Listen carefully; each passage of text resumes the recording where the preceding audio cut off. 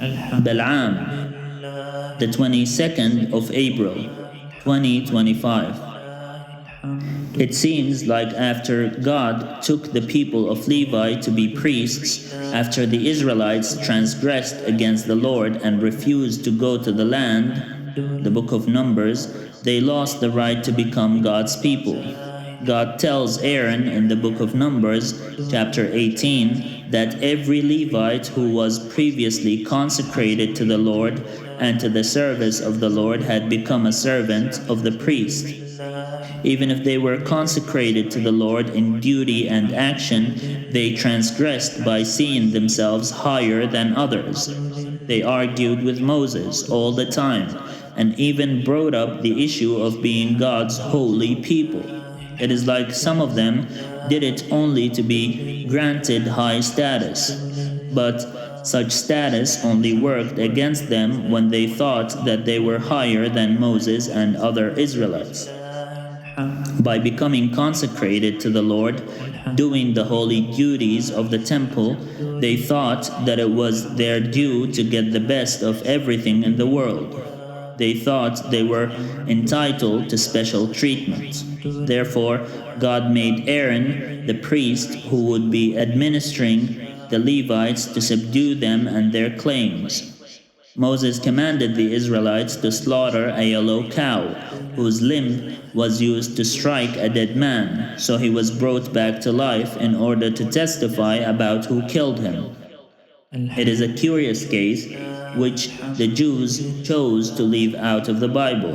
They either changed it or didn't record it at all. No person can be brought back to life during or before the book of Numbers. No previous prophets were able to bring people back to life. Balaam, son of Beor, went against God's commandments to him. God told him not to go to Balak. But when he was sent another group of soldiers, they convinced him to accompany them to Balak. God told Balaam that the Israelites are blessed and that he should not curse them. Therefore, he should not go to Balak. When Balaam went to Balak, God's anger was kindled against him for disobeying his command. The angel of the Lord said to Balaam, I have come out as an adversary because your way is perverse before me. Numbers chapter 22:32. Was the angel sent to kill Balaam, or was he sent to help him? Balaam said to Balak, the word God put in my mouth, that is what I must say. Numbers chapter 22:38.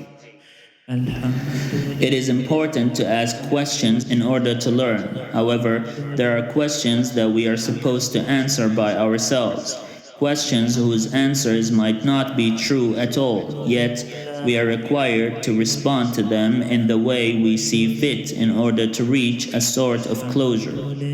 Even if the answer is incorrect, it would still resemble only our understanding of the situation. Sometimes the truth is too hard to put into words.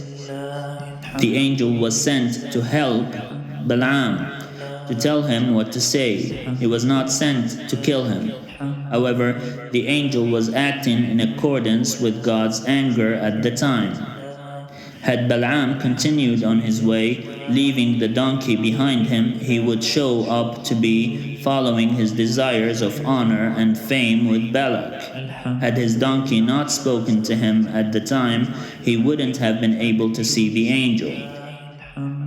Why did the donkey not explain immediately that there is an angel standing on the road in front of them?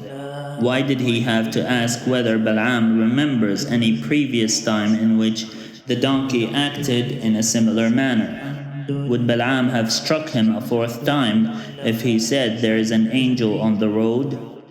Would Balaam have believed him immediately? When it comes to God's anger and punishment against Balaam, the angel came to Balaam knowing that God was angry with him for disobeying his commandments. Therefore, the angel said that Balaam's way is perverse. Hitting the donkey was perverse, but disobeying God is more perverse. God is not a human being that he should lie, or a mortal that he should change his mind. Has he promised, and will he not do it? Has he spoken, and will he not fulfill it? Numbers chapter 23:19.